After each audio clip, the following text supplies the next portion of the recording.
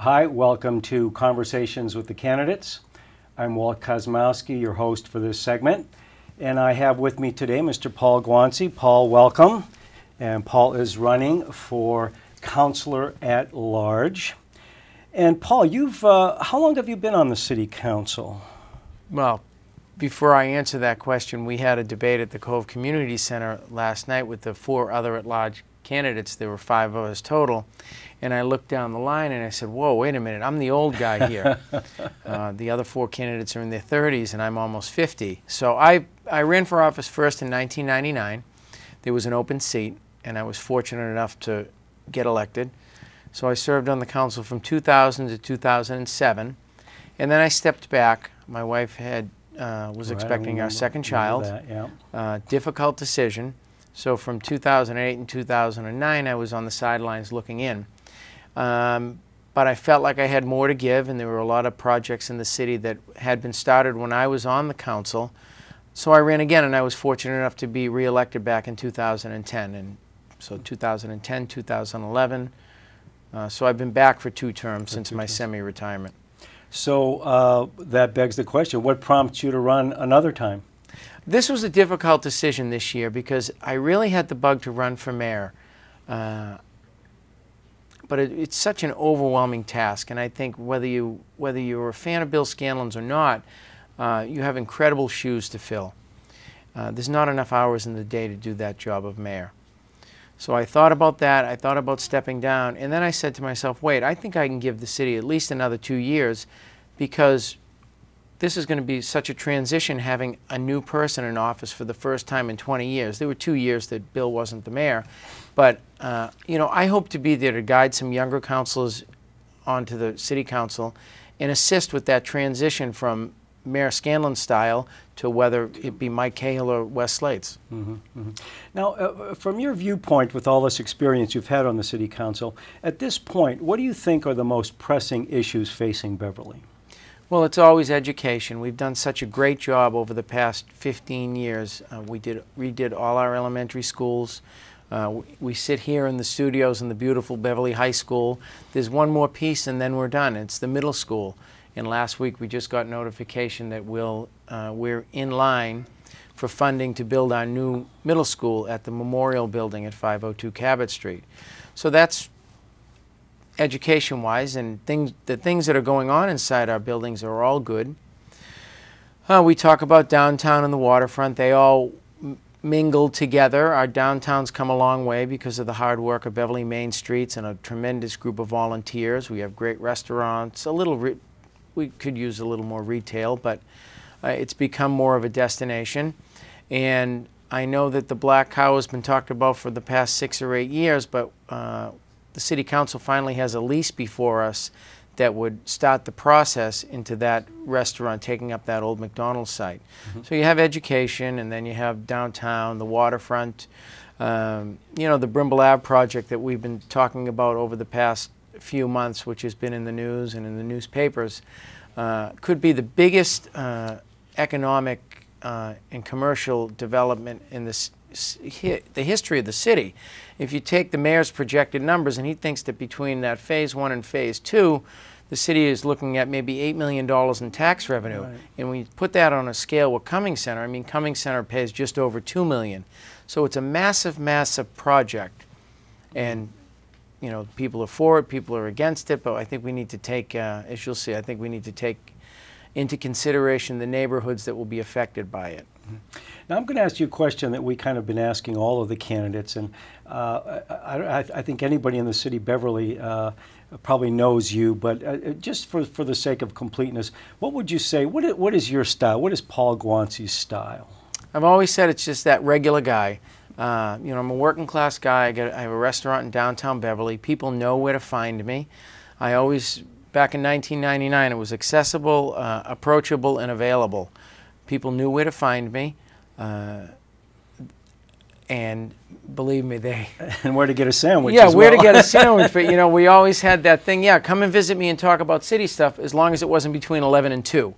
And as time goes on, it's been okay. Mm-hmm. But I think that between having a business in Beverly, having kids in the school system, obviously living in Beverly, I'm just one of those well-rounded people that have so many concerns here in the city. Okay. Now let me turn to the budgeting process, because this is a really an important thing that the City Council does every year. You've been through it a number of times, and the mayor and the City Council is responsible for roughly $105 million budget. You've been through it a few times. What have you learned? How would you guide the new people coming in? What's important about dealing with a budget and putting a budget together? Well, the biggest thing you have to realize is that so much of that budget, it's almost 80%, are your fixed costs. It's your employees, it's your benefits, it's your insurance, it's your pension costs. So there's only a small portion of that budget, maybe about 20%, that you can do things with. And that money goes to programs in the school department. It goes to your streets and sidewalks. It goes to keep up your parks and things like that. But people have to know they can't come on and say, well, we have $105 million. There's so much that we can do, but our fixed costs are so high. Yeah. Now, with that remainder, that 20% that you mentioned, where are the leverage points in there? What can you, as a city councilor and working with the new mayor, what can you do to make that budget work with the money you have to work with? Well, that's a good point, because the big thing is you really need to have a good relationship with whoever the chief executive is, especially if you're a ward councilor. There are things that go on in your wards, whether it be your neighborhood park or streets or sidewalks, that you want to get done as a ward councilor. You want to be responsive to people, and even at the large councils too. You know, that's where that piece goes to different things. Like, just an example, in the Parks and Recreation budget, which Bruce Doig is in charge of, and you know Bruce, he's Mr. Everything here in the city of Beverly. Every year he has a line item in there, Park of the Year, and I think it's $20,000. And through every year, there's a different member of the city council lobbying for that money to go to their ward. And it's all about open communication, and it's a process. Now, Bill Scanlon has been mayor for 18 years, roughly. What would you, you know, that's a long time. There's some people in the city who only know Bill Scanlon as mayor, maybe in their adult lives. What would you say, like the new mayor coming in, what would your advice be? How do you follow and act like Bill Scanlon? What would be some of the issues that the new mayor would have to deal with that you would be involved with as well in your role if you're elected as a councilor at large? I think first of all you need to develop your own style. You have to realize, if you want to pick up anything from the mayor and the way that he's run the city the past 18 years, is you're the last person that's responsible. Sure, you have so many different department heads, but the department heads answer to the mayor. So when something goes wrong or when something goes right, a lot of it comes down to, you know, hey, it's because of the mayor that this went well, or it's because of the mayor that this went wrong. You have to be really willing to be that guy, to be answerable to 40,000 people. And Bill's strong point is his focus. He's always been focused on projects throughout the city, and he looks at them in a whole citywide view. I mean, some people say that, well, he just does these things because he wants them on his resume. And I don't believe that's true. I think he's got a genuine concern for the city of Beverly and what it's going to look like after he leaves. The new mayor might want to be a little more personable, might want to listen to people. We just went through that whole process with Brimble Ave, and there were a number of neighbors and neighborhoods who felt like they weren't included in the process. I know one candidate has always talked about throwing open wide the doors of City Hall because we have a wealth of talent here in Beverly, and we do. And I think it's going to be very important to listen to those people. And when there's different openings on boards and commissions, people that have been on boards and commissions for years, maybe you don't reappoint them, and you appoint new members and get fresh blood involved. Paul, this election would seem to be a watershed kind of election for Beverly. Not only are we going to have a new mayor, but we are looking for a new superintendent of schools. There's a search on for a new police chief, and there's going to be at least a minimum of 3 new city councilors, including councilor at large. What you as a person, as a councilor at large, dealing with these bigger issues, what kind of impact does that have on you, and how does that affect how you would manage this situation? Well, I think it adds, if I'm lucky enough to be reelected, it adds a little more pressure to the job. Well, the superintendent is hired by the school committee with the help of the interim superintendent, Al Argent. How do you pronounce his last name? Argenciano. Yeah, what a great guy he is. I wish that he was 20 years younger so that he could take on the job. But he's always said that if he were in his prime looking to take over a school department, Beverly would be the place where he would want to come. Yeah. Which is a nice thing to hear. It's a nice thing to say, yeah. So the school committee is going to take care of the superintendent, and they've done an incredible job reaching out to the community between Al and the school committee, interviewing and having focus groups and having citizens of Beverly really give input as to who they would like to see or what they would like to see in a superintendent. So that's that. The mayor, the city council, and the mayor, we have to work together. Hopefully it'll be a process where if I'm lucky enough to be president again, I'll be able to help out the new councilors and the councils with some experience. I know Don Martin will be there. Will help with the transition with the mayor. I said last night at that debate that we had was that we have two separate jobs, but we really have to work together. Now let me change gears a little bit, Paul, and talk to you about development. Okay, this seems to be a continuous topic of discussion in Beverly. What is your overall view on the need and the potential for development in Beverly? Well, you always need it. Every year we, between building permits and a few other things, we get $1 million in, maybe anywhere between $1 million and $1.2 million into the budget. That, along with the 2.5%, that's your growth every year. And a lot of that growth is eaten up by your fixed costs, your salaries, your pensions, your benefits.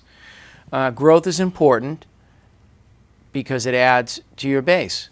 And the city of Beverly, for as long as I've been around, we've never taken open space or residential land and rezoned it to commercial land.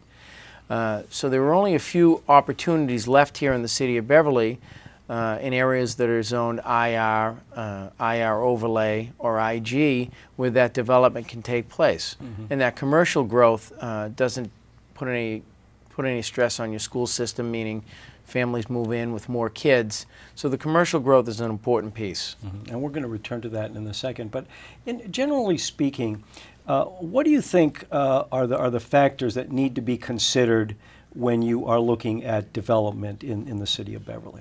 You definitely have to take into account the people that live in that area, because there are industrial and commercial areas that back up to neighborhoods, and not neighborhoods that have just sprouted out, long-standing neighborhoods that have been here for decades. I think the people that live in those neighborhoods understand that when they live near an industrial or a commercial area, something can happen there, but they need to be involved in the process to soften the blow. Mm-hmm. Mm-hmm. That's the most important thing, because a lot of that development hinges on people's quality of lives. Mm-hmm. Now we're going to talk about a few specific development projects, and that's the first one I'm going to talk to you about is a nice segue from what you were just discussing, the Route 128 Brimble Avenue project. What do you see briefly as the pros and cons of this? I know there's been a lot of hearings and a lot of decisions made. And what do you think, you as a counselor having gone through this, what learnings have you taken away from this process now? You need to be more open with the public. This is where the city, I didn't really blame the mayor at all, but I blame myself as city council president, not asking enough questions and not getting that information from the mayor about this project and getting it out to the public. Because of the size of the project, discussion should have started 6, 8, 10 months ago or even a year ago as to this is what we have coming down. We need to see how you feel about it.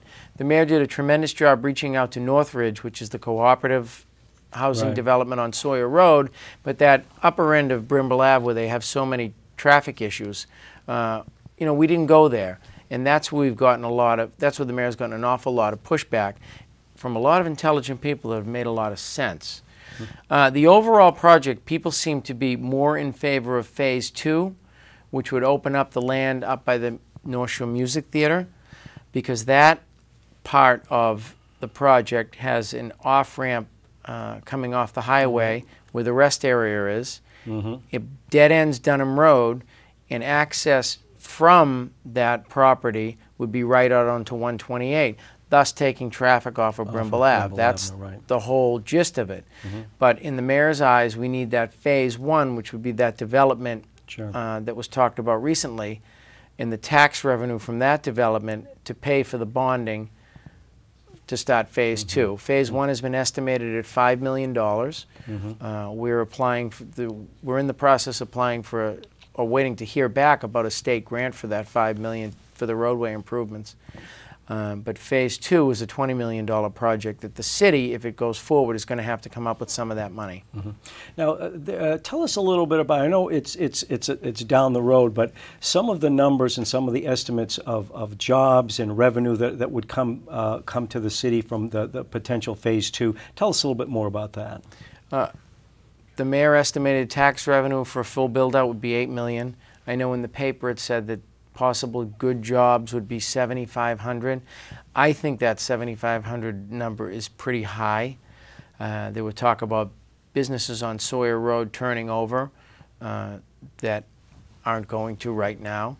You don't want to say it's pie in the sky, but I think they're a little. What's the word I'm looking for? I don't want to say conservative. No, I think they're a little wishful thinking. A little liberal, yeah. Now let me ask you this. Let's move on. The McKay School, former McKay School, has been sitting empty for quite a while. What do you think we should do with that? We talked about putting a police station there, and that didn't last that long. It's been put out to bid twice, and the city hasn't got enough money to make it worthwhile to sell the building. You know, it's a beautiful old building, well built. It would be a great, 25 or 30 condo unit complex like the Brown School up in North Beverly. I think that's what it would be great. Or if maybe somebody that is renting from Cummings now needed more space and wanted to make their headquarters in-house anywhere between 80 and 150 or 200 employees there, that might work too. I know that the previous attempts to sell it, I guess the mayor turned down offers he felt weren't high enough. Yeah, weren't enough. Yeah. And do you think that the economy will cover, or the real estate market will recover to the point where that will be an attractive sell for the city for someone to buy it? Or well, we would hope so. And if you listen to the news or read the newspapers, the real estate market is coming back, I guess. Yeah. Now, there's been talk on and off about a new police station, consolidating a fire station, and so on and so forth. Do you think with all the things that are going on now that we've talked about, and then we'll talk about a little more, is that an issue that will be on the front burner during, let's say, the next election cycle here in the next 2 years or not? Well, I think so. I wouldn't say maybe the next 2 years, but maybe the next 4. We're looking at opening the middle school in the fall of 2017. And we're going to pay for that with runoff from the elementary school debt. The police and fire station we've talked about since 1999. We've done a lot of improvements to the current police station, but it's still not big enough. The city of Beverly owns that, has a right of first refusal to the whole front section of Cummings properties, but we can only take ownership of that parcel if we build a public safety facility. We've always talked about a joint public safety facility because of the size of the land. The plans are already drawn up. The city spent money on the plans. Right. That would be my way to go, to combine some of the services between the two departments. I would think we're still 4 years out on that. I know that the mayor talked about the tax revenue generated from the Brimble Ave project paying for your new police and fire facilities, paying for new buildings for the public services department, and he always says streets and sidewalks because you can never have enough money to do streets and sidewalks. So I think that's 4 years out. Yeah. Now the memorial building and building a new, or either rehabbing that or tearing it down. I guess it's not certain yet what we're going to do, and turning that back into a middle school and rehabbing Briscoe, whatever. Tell us your thoughts on that. Where do we stand with that? That's been approved by the state now, by the right. Yeah. Yeah, we're in line. We're going to get funding to do that building. The state has approved the city's desire to do it on that memorial site. It's a bigger site. It's a newer building, so there'll be parts of that building that are easily easily, you could use as opposed to Briscoe. Like we always say, the things going on in Briscoe are great, but it's a very old building. Yeah. And I would think that the city would put Briscoe out to bid to sell it to help pay for the middle school at Memorial. Now, another And then go back to the middle school, and Yeah. the design presented now by the school committee is that the middle school is going to be 5, 6, 7, 8. Right. Separated into almost 2 schools, a 5th and 6th, because that was a concern, your 5th graders with 8th graders. Right. Split it up into 5th and 6th on one floor, and then in another section of the building you have 7 and 8. 7, 8, yeah. And then again, that frees up space in our elementary schools. Now, a topic that always seems to come up is waterfront development, and of course, restaurant, and so on and so forth. Tell us your thoughts on that. We need a whole new set of players.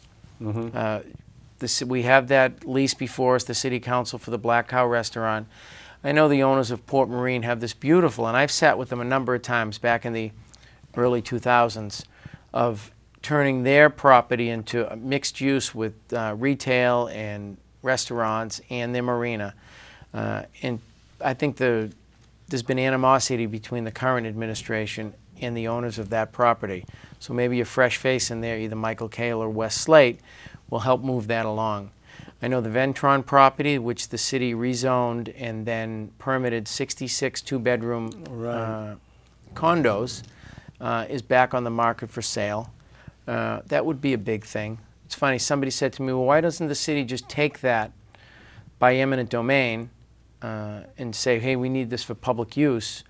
And the only 2 things that I know that we've taken by eminent domain have ended up in court, and the city's lost out in the long run. That would be the Phillips Preserve up across from the airport, and then when I was on the council, we took a portion of land off across Lane by eminent domain, and we ended up paying for it. Now, bring us up to date. The Ventron. I thought that project that there was a committed developer for that project, and it was sort of a done deal, just waiting for really, for things to happen. Put the shovel on the ground. Yeah, exactly. Yeah, it got down to that point where it went before the planning board. If you remember Miranda Gooding, who was the Sure. Ward 2 council for a Right. while and an attorney, worked very, very hard on that because she was the Ward 2 councilor at the time when it was approved. And it looked like it was going to happen. And then the real estate market fell out of favor, and it sat dormant for a while. And there were 2 partners, one from New England, one from California. One of the partners passed away. So it sat for another 2 years. But now the one gentleman that owns the property is looking to do something, whether he does it himself or turns it over to somebody else. Okay, so it is privately owned property It is. now with permitting to build whatever that. To build residential. Residential. High-density residential. Okay. And part of that development was they would be required to make a walkway all along the waterfront also for public access. All right. Now let me ask you this: is Beverly? Is there potential in Beverly to make it a tourist destination? Now we see Newburyport, we see Gloucester, we see Salem. Is one restaurant going to make a downtown, a waterfront, a tourist magnet, or what will we have to do? Or is it even possible to make Beverly a tourist destination as some of these other cities are? We've been trying to for years. There were talks early on, and when I started, about building a replica of the Hannah and having that out in the harbor. We just don't have that. We don't have that same type of harbor that Newburyport does. It's easy. It's accessible. You can walk along it. It just so many pieces that need to come into place. We talk about the Bass River corridor, and I know Beverly Main Streets is working on that. The one restaurant down at the waterfront won't do it. You hope the development comes up the street, and the Goldbergs, who own a lot of property in that area down by the waterfront, they're dying for other people to invest in that area. And I think if it ever happens, it'll come up Cabot Street and Rantoul Street. And Rantoul Street, don't forget, next year where it's back of the sidewalk, back of the sidewalk, you get new streets, sidewalks, lighting, trees. So that's a big deal. Right. So that so-called Rantoul project, that has already been committed. That's state money that's going to take and that's going to go from the bridge, from the Salem Bridge. It's going to go up Rantoul Street and then take the left there at the railroad crossing and go as far as the Memorial Building. Right. Is that right? Remember when they did 62 years ago, 62 and 1A years ago? Yeah. That 1A project stopped at the Memorial Building, so this will finish the whole thing. Okay. Okay. Yeah, a lot of things going on. Yeah, there are always a lot of things going on. Your head spins. Yeah. Paul, let me ask you, getting back to Beverly schools, we talked a little bit about the search for a new superintendent. Overall, what is your assessment of the state of the schools in Beverly, the state of the school department in our schools? I think it's good, and I think it's gotten better as time's gone on. I remember early on in my council career, we would have the public hearing for the budget, and there would be hundreds of parents and administrators there complaining that the schools weren't getting enough money. Every year that I've been on the council, we continue to fund the schools as much as we can, and it gets to the point where there's barely a ripple. I don't know whether that's because the mayor and the superintendent and the school committee have all worked well together. Class sizes could always be a little smaller, but I think they're okay right now. Like we always say, what's going on inside the building is good. Mm-hmm. I mean, I have 3 kids in the Beverly School, well, 2 now. 2 now, yeah. 1 graduated last year who had a great experience in this building, and my 2 younger ones at the Cove, and things are good. Yeah. A lot of it has to do with volunteers, though. The PTOs at every school are fantastic. Yeah. Now, we're almost out of time, Paul, and I'm going to ask you kind of an open-ended question here. And you can take the rest of the time that we have to answer it. If somebody were to say, why should I vote for you, Paul Guanci? Why should I entrust the running, the management of Beverly to you? I'll give you a couple minutes to answer that, to kind of why are you running, and to close the show. Am I looking at you or looking at the camera? You can talk to the camera. Well, I can do both, but it's so funny when I think of something like this, I think of my old friend Bill Coughlin. And Bill Coughlin and I ran back in 1999 against each other, and I was fortunate enough to come out 52 votes ahead of him. And what he pounded on that back then was experience, experience, experience. And I guess lo and behold, if I don't have enough experience by now, then I haven't been paying attention. I think that I have. I think I'm a consensus builder. I work very well with my colleagues. I have a sense, being in Beverly every day and being downtown, a sense of what's going on in the city. The middle school, the public safety buildings, and a few other things that go on in the city. I know I've been paying attention. I think that I can work well with either Mike Hale or Wes Slate. Both are very qualified to be mayor. They both bring strong points to the table. I like what I do. I still have the enthusiasm I had back in 2000. There are 5 great candidates running at large this year. You have myself and Jason Silva, who's has done a great job with 1 term on the council.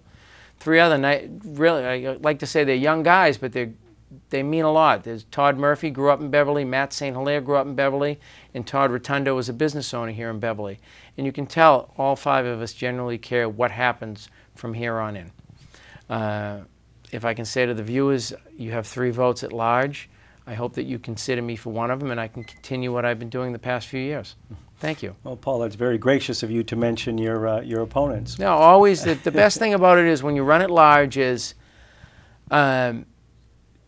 people get to choose 3 of you, or up to 3 of you. And what happens when we're not running head-to-head with each other, it's a lot easier. It's less contentious. You can share ideas, and it's nice to learn about people and get to know them. Well, Paul, thank you very much. Thank you, Walt. And I'd like to tell our viewers that you've been watching another edition of Conversations with the Candidates. I'm your host for this episode, Walt Kosmowski, and we've been having a talk with Paul Guanci, candidate for Councilor at Large. We'll see you next time.